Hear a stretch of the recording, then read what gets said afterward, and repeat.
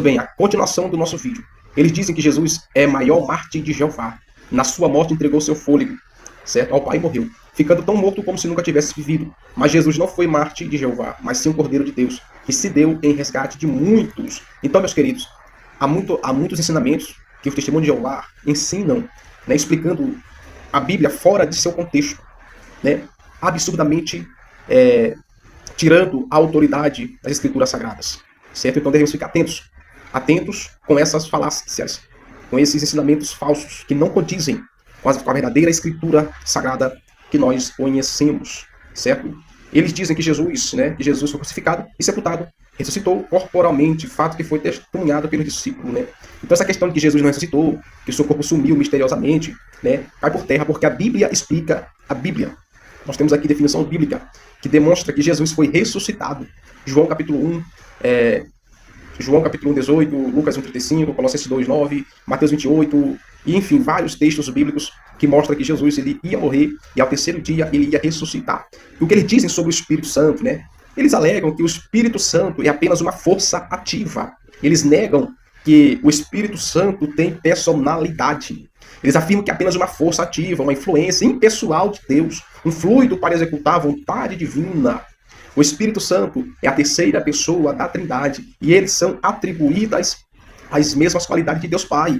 Ou seja, o Espírito Santo possui os mesmos atributos de Deus. Eu já falei, a testemunha de Jeová, eles não creem que o Espírito Santo tem personalidade. E se ele tem personalidade, ele pensa, ele fala, ele age, certo? Ele tem sentimento. A Bíblia, há vários textos na Bíblia que fala que o Espírito Santo se entristece, que o Espírito Santo, aleluia, ele fala, ele convence, né? Então ele não é somente uma força ativa, impessoal, não. Ele é um ser, é uma pessoa. Ele está no meio da igreja.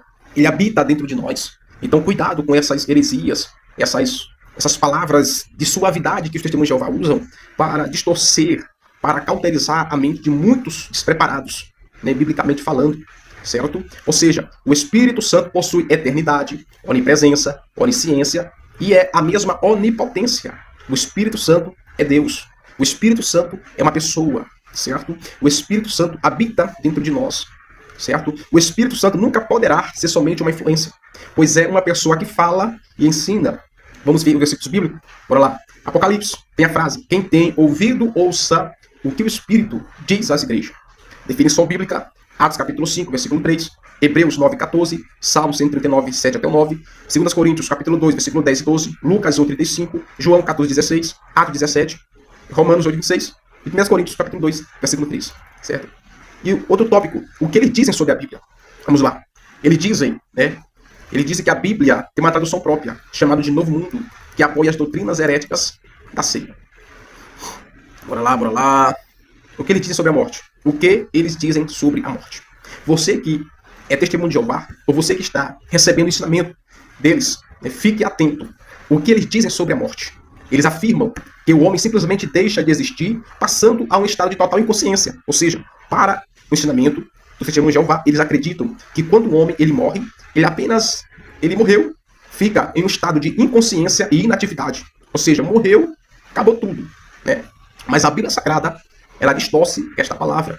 A parábola do rico Lázaro é bem nítida, bem explicada, onde o pobre foi levado para o seio de Abraão, para o paraíso, enquanto o rico foi para o inferno. Então, após a morte, ou seja, os salvos vão para o paraíso, certo? E os que morreram sem Cristo irão para o inferno. E quem for para o inferno, ele vai consciente. A morte não anulará a nossa consciência. Eles dizem que o homem morre como um irracional, não existe isso. E que seu espírito é o fôlego, a respiração que se extingue na hora da morte.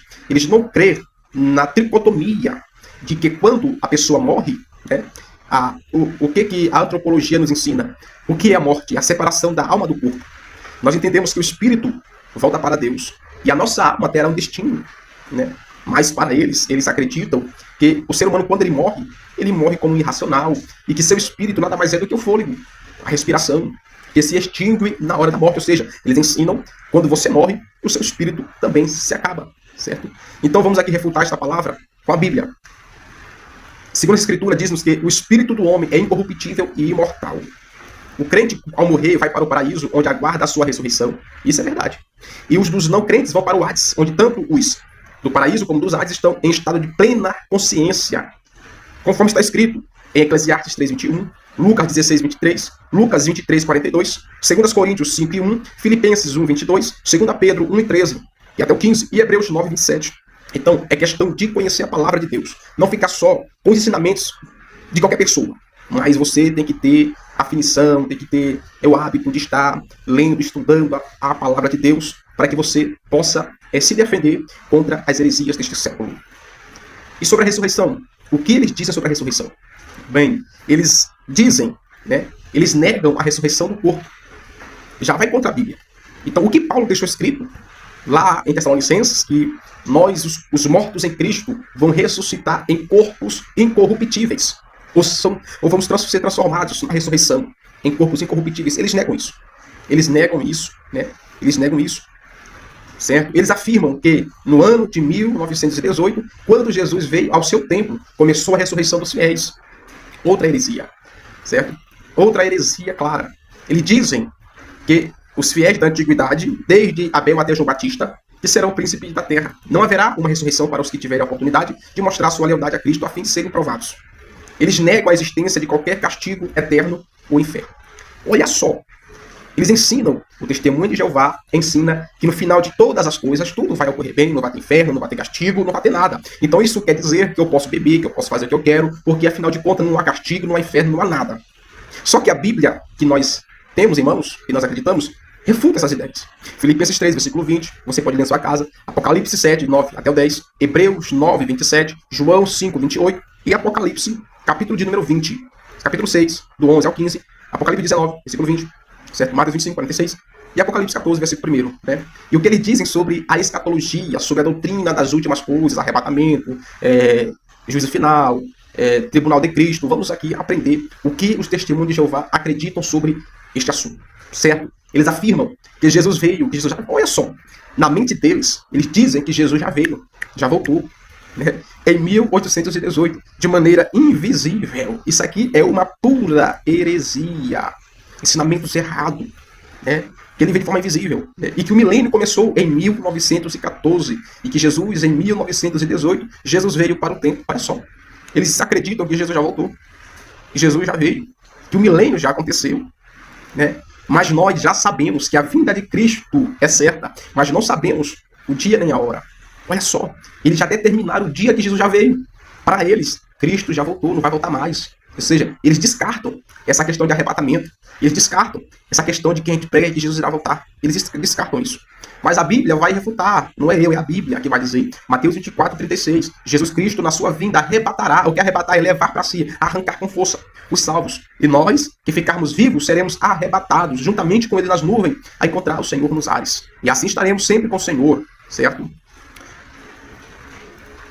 Então, irmãos, tem muitas coisas que eles ensinam que discordam totalmente, claramente da palavra de Deus, certo? Outra coisa que eles dizem, né, eles ficam revoltados porque que a pessoa diz que eles são uma seita. Eles também se rebelam contra o governo civil, eles não votam, né? Eles não participam de votação, certo? Eles dizem que o diabo domina tudo isso, que tudo é do diabo, entendeu? Que política, comércio e religião são 3 modos pelos quais o diabo domina o mundo. Então, irmãos, várias coisas que nós devemos atentar para isso, certo? Eles não votam, não aceitam cargos públicos, nem saudam a bandeira nacional. Então vamos aqui na Bíblia ver se isso é verdade, ver se isso realmente é pecado, se isso não pode. Mateus 24, 36. Marcos 13, 32. Mateus 22, versículo 21. Romanos 13, 1 e 4. Tito 3, 1. Colossenses 3, 10. 1 Pedro 2, 13. 1 João 2, 10. E Efésios 5, 25. Certo? Então essa é a seita chamada Testemunha de Jeová. Eu vou trazer o próximo vídeo falando sobre o adventista, né, sobre a questão do sábado, biblicamente explicado, com todos os conceitos, versículos de referência e contexto, para que você possa ser alimentado e as vendas dos vossos olhos venham a caírem para a glória de Deus.